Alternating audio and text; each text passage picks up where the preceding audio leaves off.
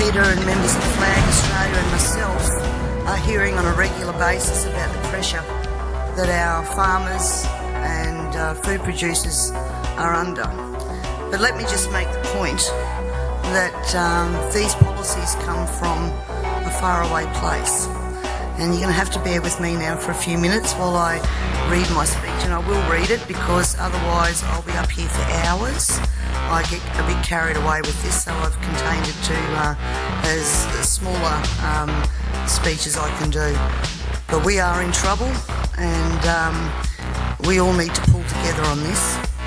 And first of all, I'd just like to thank people who have been supporting Flag Australia in their push to get this word out there. At Leon Biner on his Don't Sell Australia Short Facebook campaign, and there's now over 7,500 members, all concerned about the same thing. Sean Perry from 5AA Talkback, who has allowed Peter and myself many times to go on there for hours at a time to get these issues aired and discussed. And we'll actually be having Lord Monckton on there tomorrow night from 7 o'clock till midnight, so that people can ring in, ask questions and have a discussion about this. So 5AA have been behind us, which is great. And also the Southern Argus newspaper. They have been so supportive of getting the message out there of the stress that our primary producers are under, and we really can't thank all of those people enough. So now I'll start to read. Again, thank you all for coming here today. I also thank the many people behind the scenes who have helped to educate me on the global issues and how they are being implemented at a state level, so that I can be an effective elected member of your parliament.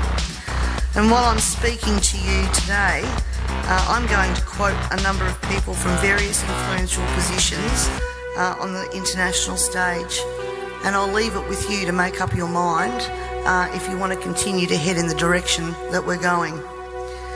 I first stumbled across Agenda 21 in about 2008. And quite frankly, my first reaction was to dismiss what I was reading, because I didn't believe that any government in Australia would take us down this road. Then I began to see a legislative pattern emerging in Parliament, which concerned me greatly, and I also started to see the tenor of legislation that we were passing. I did air those concerns in Parliament, and it was dismissed and ignored. The words Agenda 21, ladies and gentlemen, were never meant to be spoken. And if they were, then of course it would be dismissed as a conspiracy theory. Because if people knew Agenda 21 and what it stood for, there's plenty of information out there where they could actually learn what the end game was, and governments didn't want that to be known. My dad always said to me that people only lie for two reasons. One reason is because you're ashamed of what you're doing, and the second reason is that you don't want people to be warned just before you screw them. And I honestly believe that these secrets have been, that these secrets have been kept for both of those reasons. Ladies and gentlemen, the origins of the environmental movement as we see it began back in 1968, when the Club of Rome was formed. The Club of Rome has been described as a crisis think tank, which specialises in crisis creation. The main purpose of this think tank was to formulate a crisis that would unite the world and condition us to the idea of global solutions to local problems. In a document called The First Global Revolution, authored by Alexander King and Bertrand Schneider, on pages 104 and 105, it stated, "In searching for a new enemy to unite us, we came up with the idea that pollution, the threat of global warming, water shortages, famine and the like would fit the bill. All these dangers, of course, will be caused by human intervention that will require a global response." That's the origin of global warming, ladies and gentlemen. In 1975, Australia agreed to bring in a new economic order via the Lima Declaration on the Second Conference of the United Nations Industrial Development Organisation. The outcome of this was, as I said, the Lima Declaration, which was a blueprint for the redeployment of tools, jobs and manufacturing to the developing nations, leaving countries like Australia short of technology, a manufacturing base and jobs. Blind Freddie can now see what the outcome of that has been for our country, with their unworkable trade and tariffs agreements hand in hand with this that have followed as a matter of course. This is now a reality, with around 90% of our agriculture and manufacturing just gone. Australia signed the Lima Declaration and hundreds of others with the support of all major political players: Whitlam, Fraser, Hawke, Keating, Hewson, Howard, Rudd, the Democrats, the Greens and even the Nationals. It has been put to me that all of these treaties were the foundation for the rollout of Agenda 21, and it seems that Australia has been moved around the global chessboard, and our so-called leaders were either complicit or naive to the long-term consequences. And now we're almost at checkmate.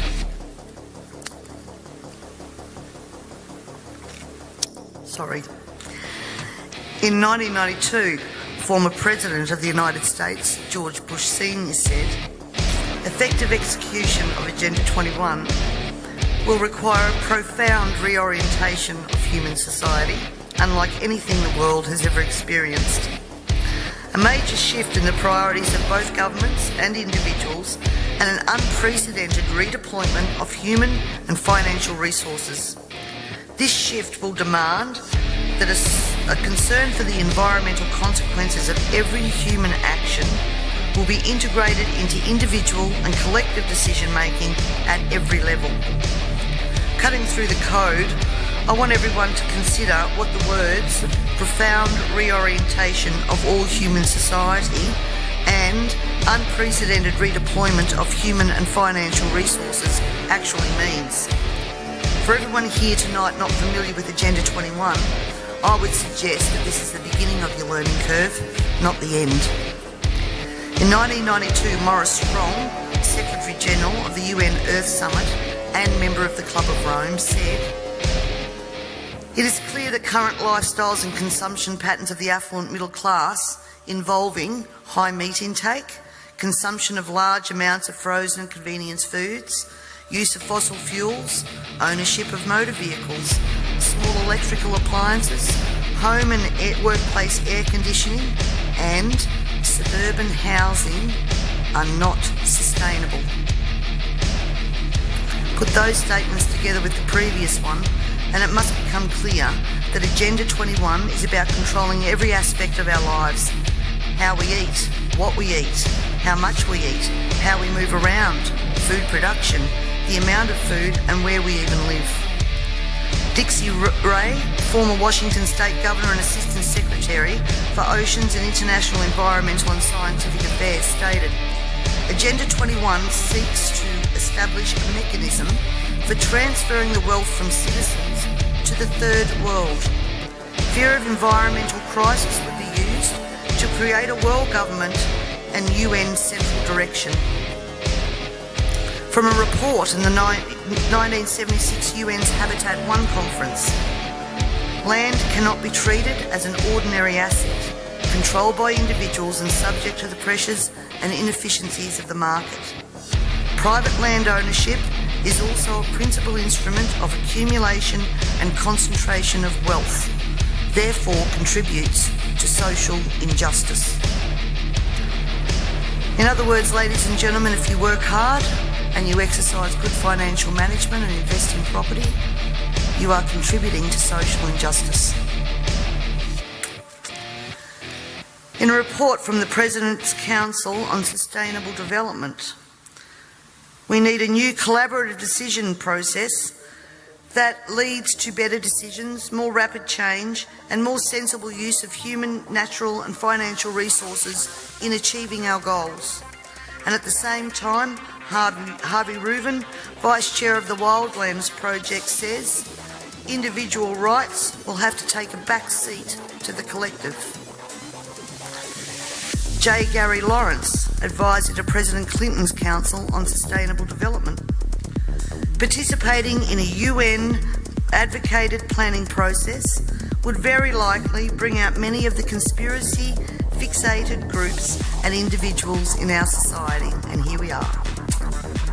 This segment of our society, who fear one world government and UN invasion, through which our individual freedoms will be stripped away, would actively work to defeat any elected official who joined the conspiracy by undertaking Agenda 21. So we will call our process something else. We will call it comprehensive planning or growth management or smart growth. We ended up with sustainable development. The redeployment of human and financial resources has now become visible to us all by the cut to services and programs to assist the sick, the young, the elderly, and of course the creation of another level of poverty now identified by the term the working poor. I was speaking to a person last week and he said to me, if Hitler was still around, he'd be sitting back thinking, I didn't need bullets for a global takeover. And he'd be right. We see daily cash grabbing via new taxes called levies, supposedly because we are cash strapped in this state, and at the same time see big project spending that does not fit with the message that we're in financial crisis. But we the people have to tighten our belt, while the government seems absolutely unaware and unconcerned of the amount of debt that it is accumulating. This in turn means that taxes, levies, fines and other penalties increase, as well as the cost of living rising exponentially, and the ordinary citizen's ability to exist well is compromised with almost every law that we pass. We're constantly paying for so-called services that we don't receive. This is wealth redistribution at the grassroots level, redeployment of financial resources, ensuring only hardship for the citizens who just really want to get on with their lives. The Parliament has also ventured into the rights of people to own and retain their property and manage it without government interference. In particular, the laws around, as Peter said, water allocation, natural resource management, the Native Vegetation Act, Development and Planning Act, which are all equally toxic to our food producers as they are to our long-term security, we city dwellers. Everyone needs to remember we all pay a natural resource management levy on our tax rates. So this is not just going to affect the food producers. The intrusions into our property that Peter was talking about that land producers are going through will roll out into the suburbs and into the city because they have the authority to do that.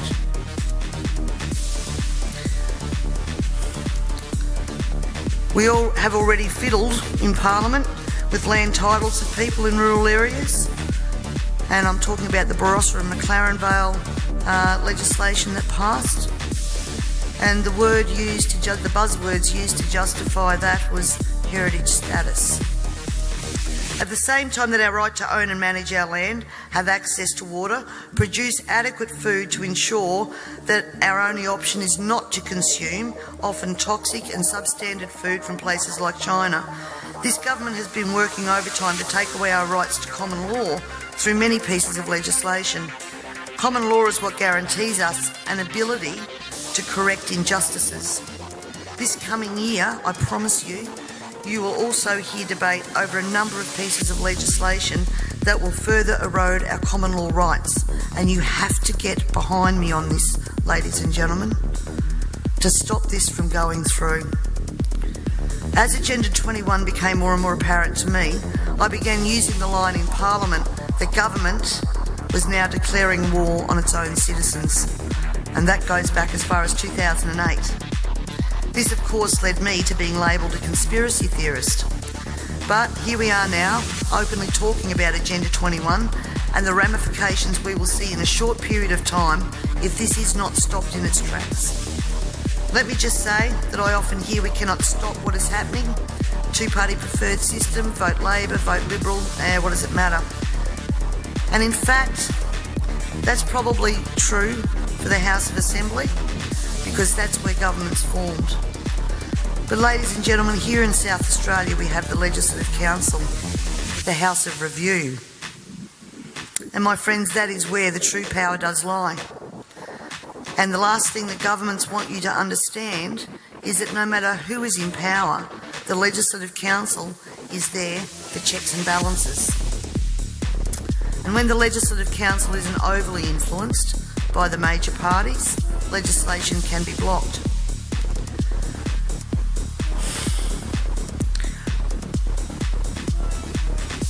Remember, on most of these policies that I've spoken about here today, there has been bipartisan support for everything that has gone through. When the major parties join together, then the crossbenchers and minor parties, basically our vote is null and void.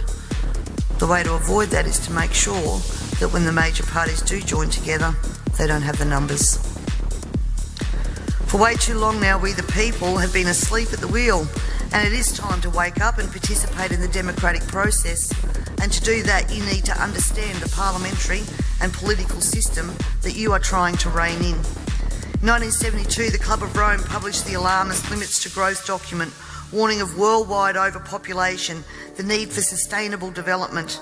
This was the beginning of the slow process of social engineering and programming people to accept that the planet is struggling to sustain life. On the 8th of October 1973, the New York Times reported a quote from Ted Turner, also Club of Rome.